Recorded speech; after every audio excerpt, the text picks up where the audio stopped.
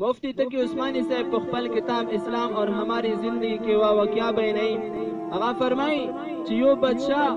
او هغه نه بعد یو وزیر ته یوه طلۍ ورکړله په یوه بوغ باندې ورګان کړل هغه بوغ په 4 یا په 15 حصې باندې وه او دغه وزیر ته یې وویل چې په دې بوغ کې هر قسم پل چې دي هغه شته ده خو ته به داسې کوې چې مو دپاره به تازه پل چې دي هغه شو کوې چې خروب پل نه وي خو چې کله یوه پټي ته داخل شي په هغې کې کله ته کاشتکاري وکړې یعنې مو دپاره پل وشو کوې او بل پټي ته چې کله داخل شي چې کیم پټي نه مخکې پټي ته لوړی و پاس په ای پټي ته نرسې او بل وزیر یې د ده سره واستول چې دا چې و پټي نه مخکې لوړ شي نو ته به د هغې پټي دروازه ورپسې بندوې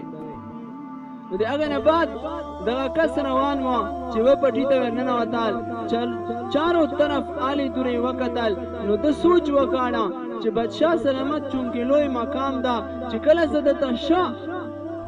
پل ویرا نو دا په نظیر کې به د مو عهده هغه چکه شي د نورې وزیرونو کې په مخ کې به د مو ویلیو هغه بړاو شي د مو قدر به زیات شي د دې وجې نه کیدای شي د مخ کې پټي کې په دې نه ښه ښه پل وي نو زه یې په هغې کې وشوکم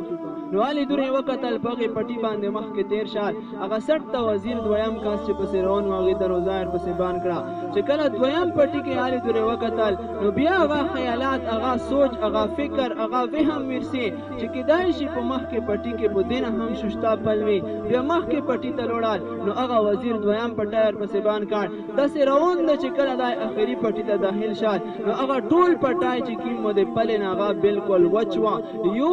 پل ایوه تازه مېوه ده پکې میندله نه اخر کې بادشاه سلامت ته چې کله روغال بادشاه سلامت طلۍ وینه کسې ده طلۍ چې کومه ده هغه بالکل خریدو نو مفتی تقی عثماني صاحب فرمایي چې دا د میژه د ژمدون داسې ریزې دي دنیا د میژه دغه وخت ته چې میژه هره ریز داسې یایو چې ځان نن اعمال نه کوه نن چلو خپل نفس لمونځ وکړه سبو به 2 رکعته نفل وکړه بیا دغه سبو چې روشي بیا دغسې وهم خیالات سوچ فکر ارسي چې نن یې ما کوه سبو به یې وکړه خو د نن سبو کې د میژه نه ریزې تېرېږي